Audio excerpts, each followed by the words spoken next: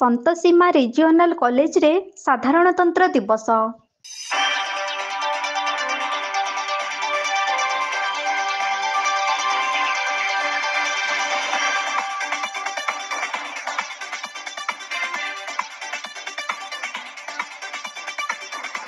କେନ୍ଦୁଝର ଜିଲ୍ଲା ସଦର ବ୍ଲକ ଝାଡ଼ବେଲଦାରେ ଥିବା ସନ୍ତୋଷୀ ମା ଡିଗ୍ରୀ ମହାବିଦ୍ୟାଳୟରେ ପାଳିତ ହୋଇଯାଇଛି 76ତମ ସାଧାରଣତନ୍ତ୍ର ଦିବସ।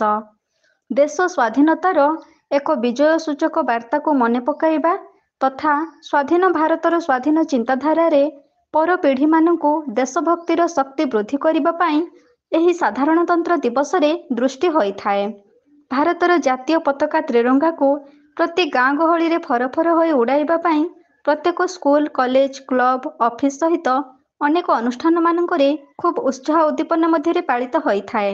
ଠିକ୍ ସେମିତି କେନ୍ଦୁଝର ଜିଲ୍ଲା ସଦର ବ୍ଲକ ଅନ୍ତର୍ଗତ ଝାଡ଼ବେଲଦାଠାରେ ଥିବା ସନ୍ତସୀମା ଆଞ୍ଚଳିକ ଡିଗ୍ରୀ ମହାବିଦ୍ୟାଳୟରେ ମଧ୍ୟ ପାଳିତ ହୋଇଯାଇଛି 76ତମ ସାଧାରଣତନ୍ତ୍ର ଦିବସ।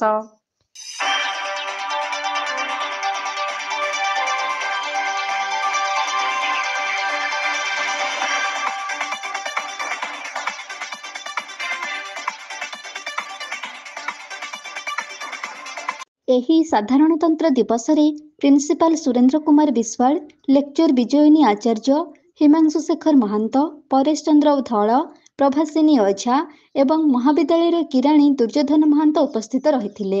ମହାବିଦ୍ୟାଳୟର ସମସ୍ତ ଛାତ୍ରଛାତ୍ରୀମାନଙ୍କ ଦ୍ୱାରା ଖୁବ୍ ଉତ୍ସାହ ସହକାରେ ଦେଶର 76ତମ ସାଧାରଣତନ୍ତ୍ର ଦିବସ ପାଳିତ ହୋଇଯାଇଛି। ଏହି ସନ୍ତସୀମା ଆଞ୍ଚଳିକ ଡିଗ୍ରୀ ମହାବିଦ୍ୟାଳୟ ଜିଲ୍ଲାର ଅନ୍ୟ ପରିଚିତ ମହାବିଦ୍ୟାଳୟ ହୋଇଥିବା ବେଳେ ଏଠାରେ ଅନେକ କିଛି କାର୍ଯ୍ୟକ୍ରମ କରି ଏକ ସ୍ୱତନ୍ତ୍ର ପରିଚୟ ସୃଷ୍ଟି କରିସାରିଛି।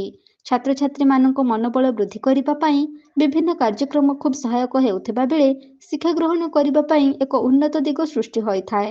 ସେହି ମହାବିଦ୍ୟାଳୟର ସାଧାରଣତନ୍ତ୍ର ଦିବସକୁ ମଧ୍ୟ ଖୁବ୍ ଉତ୍ସାହ ଆଉ ଉଦ୍ଦୀପନା ମଧ୍ୟରେ ପାଳିତ କରି ଛାତ୍ରଛାତ୍ରୀମାନଙ୍କ ହୃଦୟରେ ଦେଶଭକ୍ତିର ଜ୍ଞାନ ଉଦୟ କରିପାରିଛି।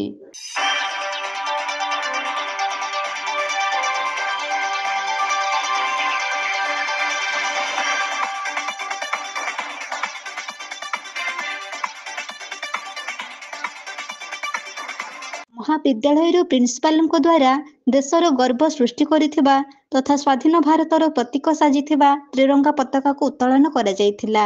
ଏହି ସାଧାରଣତନ୍ତ୍ର ଦିବସରେ ମହାବିଦ୍ୟାଳୟର ସମସ୍ତ କର୍ମଚାରୀ ଉପସ୍ଥିତ ରହି ଛାତ୍ରଛାତ୍ରୀଙ୍କ ଗହଣରେ ଏହି ପବିତ୍ର ଦିବସକୁ ପାଳନ କରାଯାଇଥିଲା। ଏହି ସାଧାରଣତନ୍ତ୍ର ଦିବସ ପାଳନରେ ମହାବିଦ୍ୟାଳୟର ଛାତ୍ରଛାତ୍ରୀମାନେ ଖୁବ୍ ଖୁସି ଅନୁଭବ କରିବା ସହିତ ଶୃଙ୍ଖଳାର ସହିତ ପାଳନ କରିଥିଲେ। ଦେଶ ସ୍ୱାଧୀନର ମହାନାୟକମାନଙ୍କ ସ୍ଲୋଗାନ ଦେଇ ଜାତୀୟ ସଙ୍ଗୀତ ଗାନ କରିଥିଲେ। ଶେଷରେ ମିଷ୍ଟାନ୍ନ ବଣ୍ଟନ ସହ ଏହି 76ତମ ସାଧାରଣତନ୍ତ୍ର ଦିବସକୁ ଖୁବ୍ ଉପଭୋଗ କରିଥିଲେ।